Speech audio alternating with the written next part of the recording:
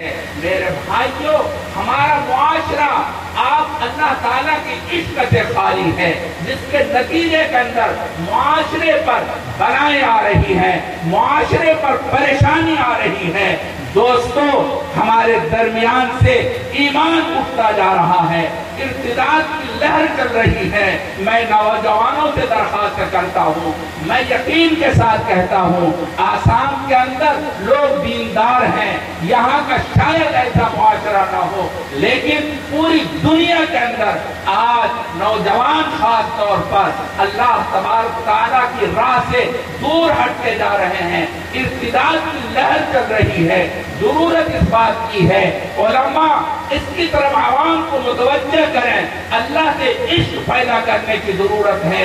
اللہ سے عشق ہوگا، اللہ سے محبت ہوگی، اللہ سے تعلق ہوگا، اللہ تبارک تعالیٰ سے لگا ہوگا، انشاءاللہ ثم انشاءاللہ سب کچھ ہو سکتا ہے۔ ایمان نہیں جا سکتا۔ حضرت اختر تھانوی رحمت اللہ علیہ نے وَاذْكُرِ اسْمَ رَبِّكَ وَتَبَتَّلْ إِلَيْهِ تَبْتِيلًا کا کیا نقل کیا ہے۔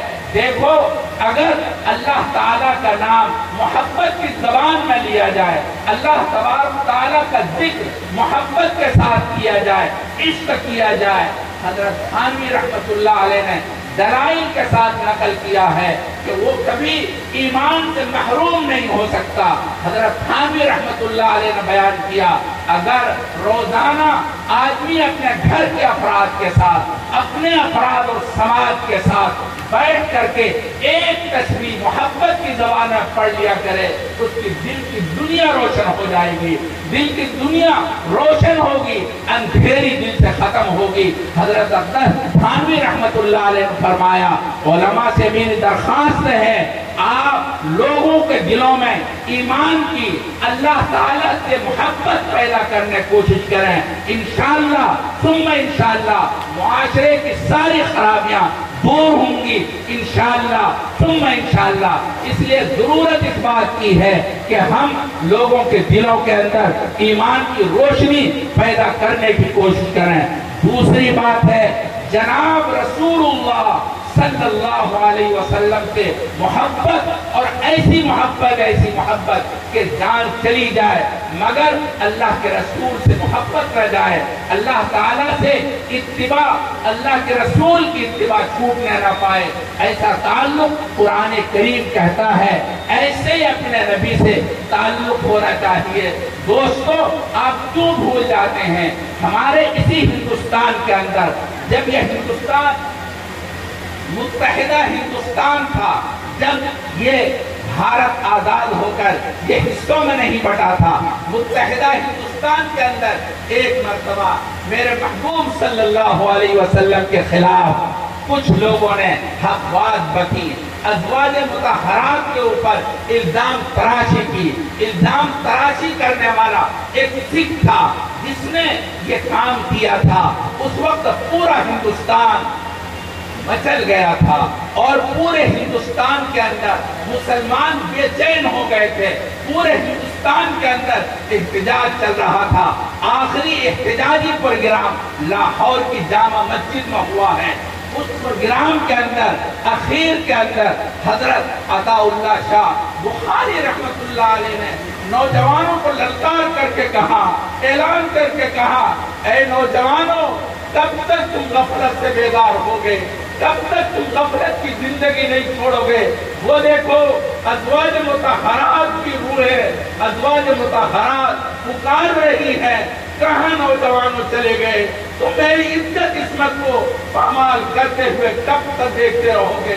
اٹھو اور اٹھو، بیدار ہو جاؤ، اپنی غفلت کو چھوڑو، ہوش میں آؤ اور میری عزت کو بچاؤ، میری ناموس کو بچاؤ۔ چنانچہ عطا اللہ شاہ بخاری نے یہ اعلان کیا۔ اس بھری محفل کے اندر ایک 18 سالہ نوجوان علیم الدین اٹھ کھڑا ہوتا ہے، اور اٹھ کھڑے ہونے کے بعد سیدھا اسی رات کے اندر اس بدماش کے پاس جاتا ہے، اور جانے کے بعد ان کو ہلاک کرنے کے بعد کھڑا رہ جاتا ہے، بھاگتا نہیں ہے، گرفتار کر لیا جاتا ہے۔ گرفتار کرنے کے بعد اس کو پولیس کے حوالے کیا جاتا ہے۔ نوجوانوں کو تمام لوگوں نے آ کر کے خاص طور پر وکلا کی جماعت نے آ کر کے کہا علیم الدین ایک مرتبہ کہہ دو میں ہوش میں نہیں تھا، تمہاری جان کا بچانا ہماری ذمہ داری ہے۔ مگر علیم الدین کہتا ہے 18 سال کے بعد پہلی مرتبہ ہوش میں آیا ہوں، میں یہ کیسے کہہ سکتا ہوں کہ میں ہوش میں نہیں تھا؟ میں نے ہوش میں کیا ہے، میں ہوش میں ہوں۔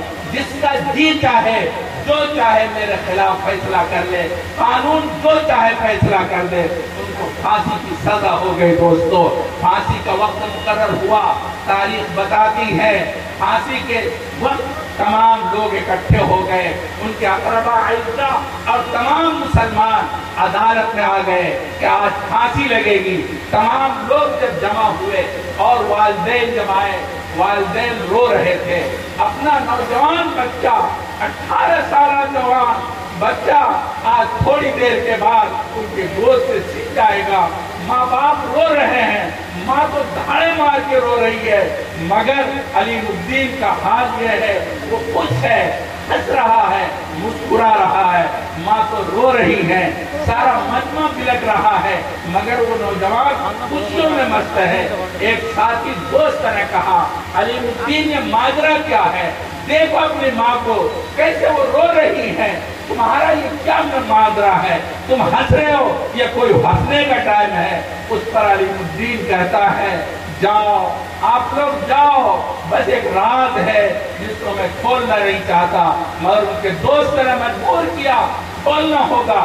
اس پر انہوں نے کہا رات میں نے اپنے محبوب صلی اللہ علیہ وسلم کی زیارت کی ہے، اللہ کے رسول نے فرمایا علیم الدین آ جاؤ، میں تمہارا انتظار کر رہا ہوں، کل شام کے وقت میرے ساتھ تمہارا افطار ہوگا۔ اللہ کے رسول نے مجھے فرمایا۔ علیم الدین کہتا ہے میری زندگی کامیاب ہو گئی، میں تو کامیاب ہونا چاہتا تھا، اللہ نے مجھے کامیابی عطا فرما دی۔ نوجوانوں اور آسام کے نوجوانوں، میں آپ سے کہتا ہوں اللہ کے رسول سے ایسی محبت پیدا کرو، اللہ کے رسول سے ایسا عشق پیدا کرو، اللہ تعالیٰ سے ایسا عشق پیدا کرو کہ سب کچھ ہو سکتا ہے، آپ کو ٹکڑے کیا جا سکتا ہے، آپ کو محبت کی لالچ دی جا سکتی ہے، عورت کی تم کو حرص اور طمع کے سلسلے میں تم کو بہکایا جا سکتا ہے، مگر نوجوانوں اسلام اور کلمہ اور ایمان ایسی ہلکی چیز نہیں ہے ان کو کہیں برباد کر دیا جائے، معمولی لالچ کے اندر ایمان کو چھوڑ دیا جائے، یہ ایمان والوں کی شان نہیں ہے۔ قرآن کریم یہی کہتا ہے اللہ سے ایسے عشق ہونا چاہیے، ایسے ہی اللہ کے رسول سے محبت ہونی چاہیے۔ آپ کہیں گے وہ تو زمانہ گزرا ہوا ہے، ابھی حال کے اندر آپ کو پتہ ہوگا ایک اسکول میں ایک ٹیچر نے اللہ کے رسول کے خلاف کچھ باتیں کی، کچھ نوجوان بچے نے کہا سر آپ ایسی بات مت کیجئے، آپ اپنے کلاس کی بات کیجئے، تعلیم کی بات کیجئے، میرے نبی کے خلاف آپ بات مت کیجئے۔ چنانچہ اس نے یہ بات نہیں مانی، اس نوجوان نے باہر ان کا کام تمام کر دیا اور اس کے بعد گرفتار ہو گیا، اور انہوں نے کہا میں جان دے سکتا ہوں اپنے نبی کے لیے مگر ایمان نہیں دے سکتا۔ جان جا سکتی ہے، آن نہیں جا سکتی۔ نوجوانوں اپنے آپ کو سنبھالو، اپنے آپ کو دیکھو، آپ کو اللہ نے ایمان کی نعمت سے سرفراز کر رکھا ہے، آپ اپنے آپ کو سنبھال کر اپنے آپ کو ہوش میں لا کر ایمان سے تعلق قائم کیجئے، علماء کی صحبت اپنائیے۔ معاشرے کا یہ پہلا حصہ ہے اللہ اور اللہ کے رسول سے محبت، اس کے بعد سماج کے اندر معاشرے کی بات ہمارے سماج سے کی جاتی ہے۔ ہمارے سماج کے اندر 9 افراد ہیں جو ہمارا کنبہ کہلاتا ہے اور ہماری قرابت کہی جاتی ہے۔ ایسے لوگ 9 ہوتے ہیں جن میں سے سر فہرست ہمارے سماج کے جو سدسیہ ہے، یعنی ہمارے سماج کے اصل ممبر ہیں، وہ ماں باپ ہیں، بھائی بہن ہیں، شوہر بیوی ہے، بیٹا بیٹی ہے اور ایک خادم ہے۔ یہ 9 افراد ہیں۔ شریعت نے ان 9 کے متعلق بڑی تفصیل سے روشنی ڈالی ہے، مگر افسوس یہ ہے کہ اب میرے پاس टाइम नहीं है, क्योंकि मुझे जाना भी है, टाइम ख़त्म हो चुका है और मुझे अभी सफ़र करना है। इसलिए माजरत के साथ मैं अपनी बात को इसी पर ख़त्म करता हूँ। अल्लाह जज़ाए खैर दे हज़रत मौलाना अब्दुल कादिर साहब को और उनके रफ़क़ा को, उन्होंने अल्लाह के कलाम के हवाले से आपको जमा किया है। अल्लाह की अज़मत आएगी, अल्लाह की मोहब्बत आएगी, अल्लाह के कलाम की अज़मत आएगी। और जो लोग कुरान करीम से मोहब्बत करते हैं, कुरान करीम की अज़मत को अपने दिल में बिठाते हैं, अल्लाह ऐसे लोगों को ज़ाय नहीं फरमाते। अल्लाह ताला ऐसे लोगों को हर वक्त कामयाबी की दहलीज पर ला खड़ा करते हैं। कुरान करीम के हवाले से बहुत वाक़यात हैं, मगर अभी टाइम नहीं है, इस वजह से मैं अपनी बात को इसी पर ख़त्म करता हूँ। अल्लाह ने ज़िंदगी रखी, रहे चमन को फूल खिलेंगे, रही ज़िंदगी को फिर मिलेंगे इंशाअल्लाह, सुबह इंशाअल्लाह।